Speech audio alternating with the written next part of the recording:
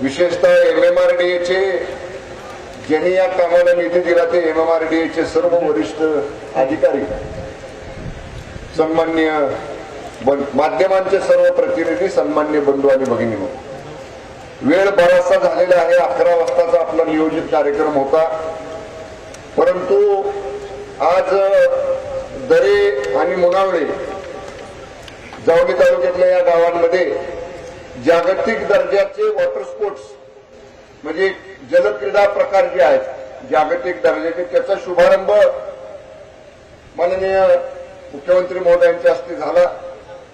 बांबूचं एक नवीन केंद्र त्या ठिकाणी आपण सुरू केलं की बांबूपासून जे वेगवेगळे वस्तू तयार होतात मार्केटिंग त्याचं करण्यासाठी त्याचं एक उद्घाटन झालं. रेशीम उद्योगाला चालना देण्यासाठी रेशीम वाढीच्या साठीचा असणारा टसर प्रकल्प जो जिल्हा नियोजन समितीमधून आपण केला त्याचंही उद्घाटन माननीय मुख्यमंत्री महोदयांच्या हस्ते झालं. आज आता आपलं प्रत्यक्ष शिद्रुकवाडीच्या ठिकाणी आपण घरांच्या भूमिपूजनाचं काम भूमिपूजन केलं. इतर 7 गावातलं आजच या कार्यक्रमामध्ये आपण भूमिपूजन केलं. दुसरा कार्यक्रम साहेब मल्हारपेठ तालुका पाटण या ठिकाणी एक अद्ययावत पोलीस स्टेशनची इमारत आणि 60 पोलीस अधिकारी कर्मचाऱ्यांची निवासस्थानं या पोलीस संकुलाचं उद्घाटन ऑनलाईन आपल्या हस्ते या ठिकाणी होणार आहे.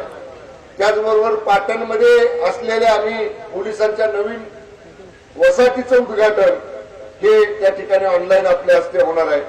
आणि जाता जाता साहेब मी मगाशी आपल्याला हेलिकॉप्टरमध्ये बोललो की सातारा जिल्ह्यामध्ये महसूल प्रशासनाच्या वतीनं मी जिल्हा नियोजन समितीमधलं सातारा जिल्ह्यातल्या सगळ्या प्रांत अधिकाऱ्यांना सगळ्या तहसीलदारांना जिल्ह्यात आपण म्हणजे किमान पश्चिम महाराष्ट्रात किंवा राज्यात मला सांगता येणार नाही, पण महसूलच्या प्रांतांना तहसीलदारांना स्कॉर्पिओ गाड्या त्या पहिल्यांदा या ठिकाणी आपण सातारा जिल्ह्यामध्ये आज आपल्या हस्ते देतोय. माझ्या पोलिसांच्या सुद्धा गाड्यांचा त्याच्यामध्ये समावेश आहे. त्याला फक्त जाता जाता 2 मिनिटं आपल्याला झेंडा दाखवून ते अनावरण त्याचं वितरण करायचे. असे विविध कार्यक्रम आहेत. साहेबांना खेड रत्नागिरीला कार्यक्रमाला जायचे, हरणे बंदराच्या कार्यक्रमाला जायचे, ते सगळं करून साहेबांना संध्याकाळी 5:30 वाजायच्या आत मुंबईमधल्या एका अत्यंत महत्वाच्या कार्यक्रमाला उपस्थित राहायचे. म्हणून आम्ही फक्त मी थोडक्यात प्रस्तावित करणार आहे. माननीय मुख्यमंत्री महोदयांचं मार्गदर्शन आपल्याला सगळ्यांना या ठिकाणी ऐकायचं. साहेब आपल्याला ज्या कार्यक्रमासाठी आपण आलेलो आहोत 9-8 गावांचं शिद्रुकवाडी असेल, आंबेगर असेल, खालचं वरचं काहीर असेल, या ठिकाणी मिरगाव असेल, डोकावडे असेल, अशा 8-9 गावांचं जितकरवाडी जिंती असेल 8-9 गावांचं प्रचंड नुकसान दरड कोसळल्यामुळे झालं. खालच्या आंबेगर म्हणली तर 12च्या 12 कुटुंब दुर्दैवानं त्याच्यामध्ये ढिगाऱ्याखाली सापडली गेली, त्यांचा दुर्दैवी अंत झाला.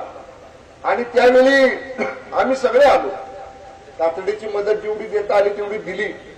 आपल्याला साहेब स्मरणात असेल आपण नगर विकास मंत्री होता, मिरगावला भेट द्यायला आल्यानंतर मी आपल्या समोर विषय मांडला की साहेब आपल्याला कोयना नगरचं जुनं इरिगेशन क्वार्टर्स रिकाम्या पडलेले आहेत.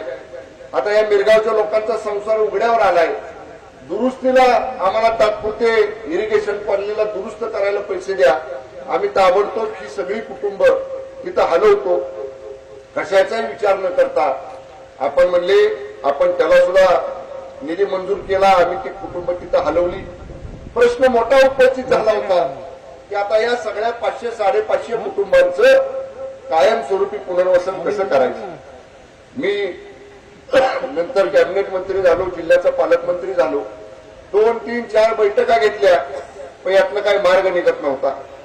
माननीय मुख्यमंत्री महोदयांच्याकडे एक बैठक झाली आणि त्या बैठकीमध्ये मग पहिला प्रश्न निर्माण झाला की या पर्यायी जागेच्या ठिकाणी जे आपल्याला पुनर्वसन करायचंय त्या जागा सरकारी मालकीच्या नसल्या तर त्याला पैसे कशातनं द्यायचे खरेदी करायला. एकाही मिनिटाचा वेळ नव्हता. त्या बैठकीमध्ये माननीय सीएम साहेबांनी सांगितलं पैसे कशातून देता येत नसतील तर मुख्यमंत्र्यांच्या विशेष निधीमधले पैसे जागा खरेदी करायला द्या. आणि या 8 गावांच्या जागा खरेदीचा प्रश्न माननीय मुख्यमंत्री महोदयांनी सोडवला. मदत पुनर्वसन विभागाचं मग ते घर कसं बांधायचं, कुठं बांधायचं, त्याचा डीएसआर काय असला पाहिजे. महाराष्ट्रातलं मी मुद्दामून आमच्या पत्रकार बांधवांना नम्रतापूर्वक सांगेन, या वाक्याकडे लक्ष द्या. MMRDA मुंबई महानगर प्राधिकरण विकास प्राधिकरण हे मुंबई आणि मुंबईच्या परिसरातल्या विकास कामांना निधी उपलब्ध करून देण्यासाठी असतं. जेव्हा या 8 गावांचा प्रश्न निर्माण झाला तेव्हा MMRDAचे प्रमुख म्हणून माननीय मुख्यमंत्री एकनाथजी शिंदे साहेबांनी सांगितलं, महाराष्ट्रातच ही गावं आहेत, ही गावं काय महाराष्ट्राच्या बाहेर नाहीत. 170 कोटी रुपये MMRDA मधनं ह्या 8 गावांच्या पुनर्वसनासाठी देणारा नेता कोण असेल तर राज्याचे लोकप्रिय मुख्यमंत्री आदरणीय एकनाथजी शिंदे साहेबांनी. आणि 2 वर्ष साहेब ही फाईल वर खाली फिरली असते मंत्रालयामध्ये. मग मदत पुनर्वसननं पैसे द्यायचे का, मग बांधकामनं पैसे द्यायचे का, मग DSR कुठला धरायचा. पण या सगळ्या गोष्टीवर एका अर्ध्या तासाच्या बैठकीमध्ये माननीय एकनाथजी शिंदे साहेबांनी निर्णय घेतला आणि नुसता कागदावर निर्णय घेतला नाही, त्याचा मंजुरीचा आदेश निघाला, त्याचं टेंडर निघालं आणि आज ते काम या ठिकाणी सुरू व्हायच्या स्थितीमध्ये या ठिकाणी आपण आणून ठेवलेलं आहे. 6 महिन्याच्या आत मी आता हेलिकॉप्टरमध्ये माननीय मुख्यमंत्री महोदयांना विनंती केली की फक्त एजन्सी आम्हाला साहेब चांगली द्या. त्याच्या आधीच मला कळालं एजन्सी फायनल बी झाली, कुणी घेतलं काहीच माहित नाही आम्हाला. कारण आमच्याकडे कुणीतरी येतं, लाल निजाव काहीतरी काम करून जातं आणि त्याचा परिणाम गोरगरीब शेतकऱ्यांना, गोरगरीब लोकांना भोगावा लागतो. कारण याला DSR सुद्धा साहेब आपण चांगला दिलाय की या डोंगरातली कामं करायची, गोरगरीब लोकांसाठी कामं करायची, ती चांगली असली पाहिजे. एवढा मोकळीक या ठिकाणी साहेब आपण दिलेली आहे. मी आपल्याला या मतदारसंघाचा आमदार म्हणून आणि जिल्ह्याचा पालकमंत्री म्हणून एवढंच नम्रतापूर्वक सांगेन, 1 वर्षाच्या आत या अटीच्या अटी गावातलं अद्यावत पुनर्वसन जे आज आपण भूमिपूजन केलेलं आहे, 1 वर्षाच्या आत ते पूर्ण करण्याची जबाबदारी माझी राहील. सुदैवाने जिल्ह्यातले माझे सगळे प्रशासनातले अधिकारी हे अतिशय चांगलं या ठिकाणी चांगल्या कामासाठी सहकार्य करत असतात. मी जास्त मोठं भाषण या ठिकाणी करणार नाही. माननीय मुख्यमंत्री महोदयांचं भाषण आपल्याला ऐकायचं आहे. पण राज्यामध्ये मला सांगावं लागेल, आपल्याला राज्यामध्ये माननीय शिंदे साहेबांच्या नेतृत्वाखालचं महायुतीचं सरकार आलं. अनेक उलटसुलट चर्चा झाल्या, अनेक उलटसुलट प्रश्न विचारले गेले. पण गेल्या 1.5 वर्षामध्ये, पावणे 2 वर्षामध्ये सामान्य लोकांच्यासाठी काम करणारं हे सरकार आहे हे पहिल्यांदा महाराष्ट्राला कोणी दाखवून दिलं असेल तर शासन आपल्या दारी हा कार्यक्रम राबवून माननीय मुख्यमंत्री एकनाथजी शिंदे साहेबांनी अख्ख्या महाराष्ट्राला दाखवलं. पूर्वी तलाट्याच्या दारात आपल्याला जावं लागायचं, प्रांत अधिकाऱ्याच्या, तहसीलदाराच्या दारात आपल्याला जावं लागायचं, शेती खात्याच्या अधिकाऱ्याच्या दारात जावं लागायचं. आज आपल्याकडे महाराष्ट्रातला पहिला कार्यक्रम शासन आपल्या दाराच्या दारात, तुम्हाला आठवत असेल, 29,000 लोकांना एका दिवशी जागेवर लाभ देण्याचा निर्णय या ठिकाणी आपण घेतला. बरेच दिवस आपला जनता दरबार झाला नव्हता.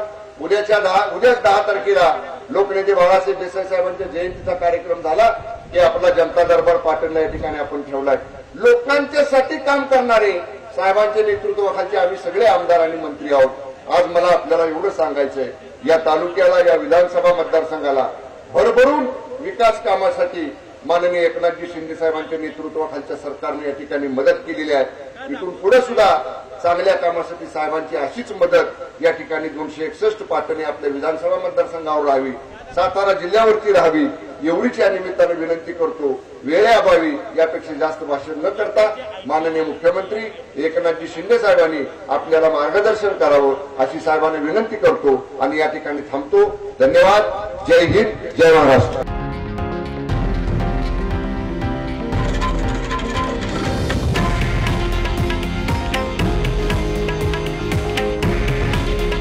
हे आहे देशातील नंबर 1 न्यूज नेटवर्क आणि आपण पाहत आहात TV9 मराठी. काळजी तुमची, हित महाराष्ट्राचं.